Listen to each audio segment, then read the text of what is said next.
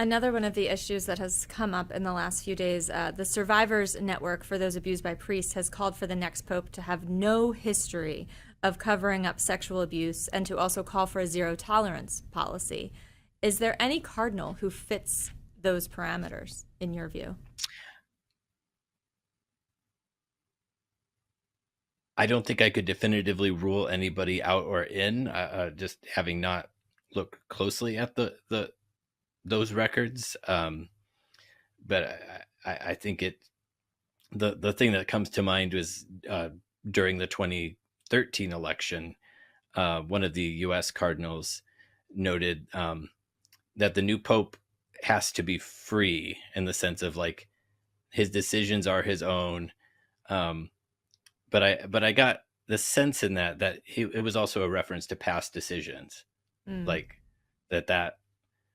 that would be something that would impede his governance greatly and be devastating to the credibility of the church. And I mean, we've lived with that incredible fallout and the incredible harm that was done, and um, that has touched the church at the highest levels of its governance, and rightly so.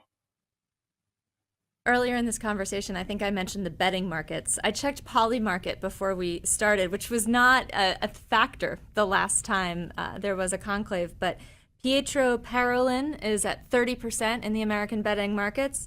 Luis Antonio Tagle, the Filipino cardinal, he's at 24%. And Matteo Zuppi, I think one of those Italian contenders, is at 10%. And no new pope in 2025 had less than 1%, but nonetheless still had some betting money. It's a little wild to talk about betting markets when we talk about, something as centuries old as the process for choosing a new pope. But Don, what do you make of the fact that the betting markets are weighing in? And what do you make of those odds? I mean, people are fascinated by the Catholic Church as an institution. It's like Americans and the British royal family in some ways, and it and the Pope is such a visible, I mean, figurehead in the best sense of a global religious tradition.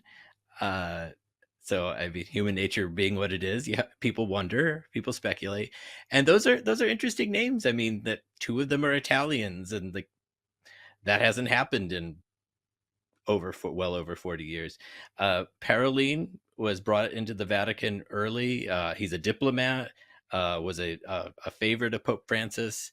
He's only 70 years old, and really kind of oversaw a restoration of the Vatican's diplomatic mojo, if you will, that they they became more of an emphasis again, and engaged in some pretty dicey and ambitious projects like the agreement with China, and the bridging a little bit of a thaw between the U.S. and Cuba during the later Obama years. So that um, so he's been in the Vatican for all of Francis's tenure. So that, again, a diplomat could be a way forward. Matteo Zuppi, one piece I read, I mean, he's a diocesan archbishop, but one piece I read on him was that he has written favorably of both outreach to the LGBTQ community and the Latin Mass, and the argument being that he could, be some kind of bridge figure who kind of holds all of the complexity of this, vast tradition in himself, and that's ultimately the Pope's job, is to be a ministry of unity, that every bishop on the planet could say, I'm in communion with the Bishop of Rome and therefore I'm a Catholic bishop. Like, that is the job. And the Pope then carrying the Catholic tradition into each moment in history, and kind of mediating that encounter. That's an interesting perspective. I have one final question for you. We've used the word conclave, lowercase c, but of course, Conclave, uppercase C, was an Academy Award winning film. For folks who have seen the movie, may not have grown up in the Catholic faith, and are now following the headlines, how much of that movie is accurate and will be unfolding in the coming days, and or how careful should people be if they watch it tonight, and should they not assume that what they watched on screen is what's going to happen in Rome soon? Um, definitely some oversimplifications and maybe some amping up of the palace intrigue. I enjoyed the movie perfectly, and I see we're both wearing our cardinalatial red today.